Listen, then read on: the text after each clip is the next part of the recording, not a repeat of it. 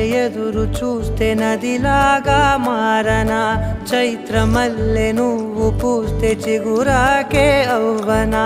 నన్నే వరించే యువరాజును అంట నీ యువరా